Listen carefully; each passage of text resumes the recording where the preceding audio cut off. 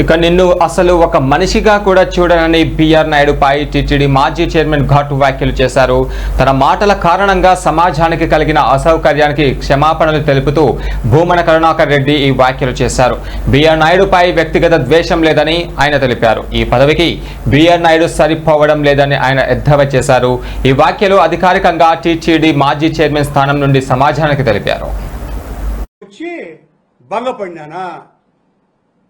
నిన్న అసలు మనిషిగా కూడా చూడను నేను నీలాంటి వాళ్ళని.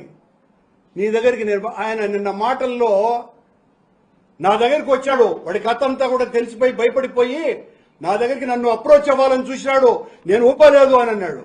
అని వెంటనే నేను కూర్చున్నప్పటి నుంచి రాజీనామా చేయమని అడుగుతా అన్నాడు అని అంటాడు. అరే నేను కూర్చున్నప్పటి నుంచి రాజీనామా చేసేవాడిని అడిగితే అయితే నీ దగ్గరికి ఎందుకు వస్తాను? పొరమోకడం నాకు అర్థం కాలే. నేను ఏం మాట్లాడతావయ్యా నువ్వు? నిన్ను చూస్తే నాకు భయమా? నీ అటు పనికి మాలినోని లఫంగుల్ని చాలా మందిని చూసిన.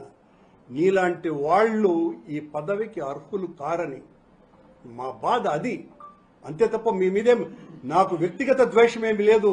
నాయుడు గారు, ఇప్పుడు ఈ పదాలు నేను మాట్లాడిన సభ్య సమాజానికి నేను క్షమాపణలే చెప్తున్నా. ఇలాంటి మాటలు మాట్లాడేవాడిని కాదు నేను. కానీ నువ్వు పని కట్టుకొని అంటున్న తర్వాత అంటే నా ధైర్యం వలన వాడు భయపడిపోతా ఉన్నాడు అని అనుకుంటావు కాబట్టి అంటున్నా మాటలు. నేను నడి బొడ్డులో హైదరాబాదులో వ్యాపారాలు చేస్తా. ఏం నడి బొడ్డులో కాకపోతే బొడ్డులోనే చేసుకో. ఏం భయపడతామా? నీకు వేల కోట్ల రూపాయలు డబ్బులున్నాయి. అక్రమాలతో, అన్యాయాలతో, దౌర్జన్యాలతో హైదరాబాద్ అంతా ఆక్రమించినావు.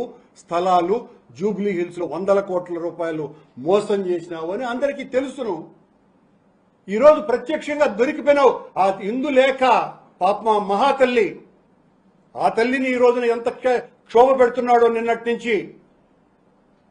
హీనమైనటువంటి విషయం. నువ్వు ప్రెస్ మీట్ పెట్టి తగ్గేదేలే అంటాడు. తగ్గద్దు. ఇట్లాంటి పాడు పనుల్లో మరింత పెరుగు.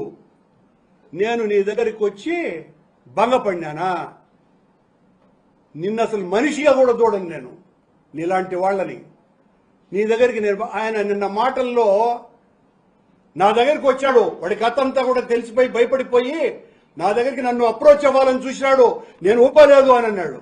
అని వెంటనే నేను కూర్చున్నప్పటి నుంచి రాజీనామా చేయమని అడుగుతా అన్నాడు అని అంటాడు. అరే నేను